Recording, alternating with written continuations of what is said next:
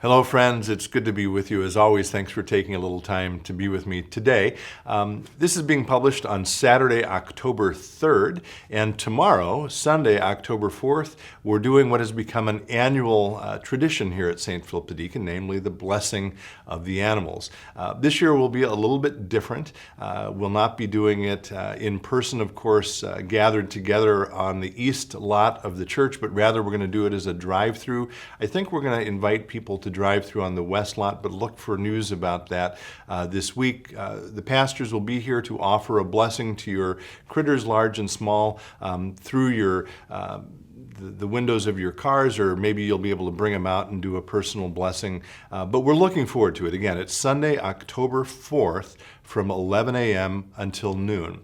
Now, October 4th turns out to be an important date in the reason we do this blessing of the animals at all. This year it lands on the 4th, which turns out is the feast day of St. Francis of Assisi. Now, whether you know it or not, you are familiar with St. Francis in a few ways. One, he is the namesake for San Francisco, a big city in California. He's also the namesake for the current pope. Interestingly, the first pope ever to take the name of Francis, and he took it in part as a result of St. Francis of Assisi's emphasis on remembering the poor. And just before the current pope became pope, a friend of his said, "Don't forget the poor," and that was one of the reasons he chose that name.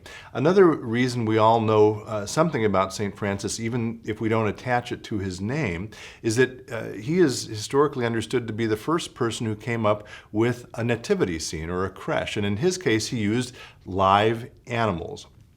And that's in part because, and this gets us back to the blessing of the animals, St. Francis of Assisi was renowned for his ability to communicate with animals and his love for animals. If you've ever seen a statue of St. Francis, very often he's holding a bird, or there's a bird on his hand or his shoulder.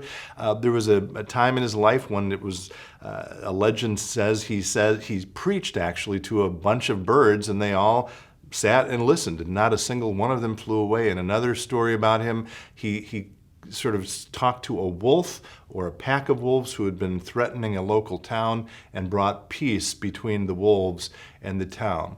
So we have the blessing of the animals on October 4th, or near it, because October 4th is the feast day of St. Francis of Assisi.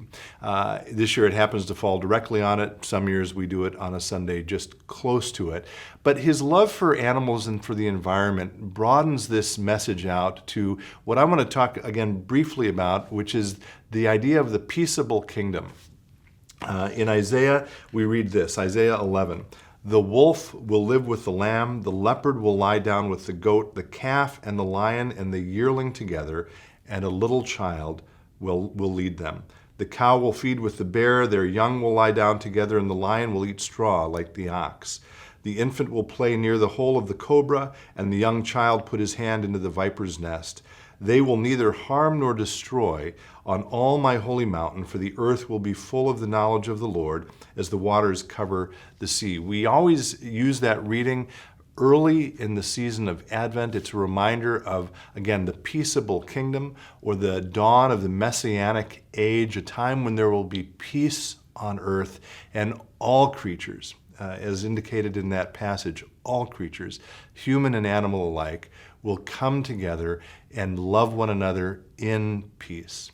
It strikes me that this year, maybe of all years, we need some of that peace in our lives. We need a sense of calm. We need a sense of community. And on Sunday, October 4th, we have a chance to remind ourselves of what that vision looks like through this wonderful annual event of the blessing of the animals. We hope you'll join us for it, and we'll see you then. And thanks as always for joining me. Be well, stay in touch, and God bless.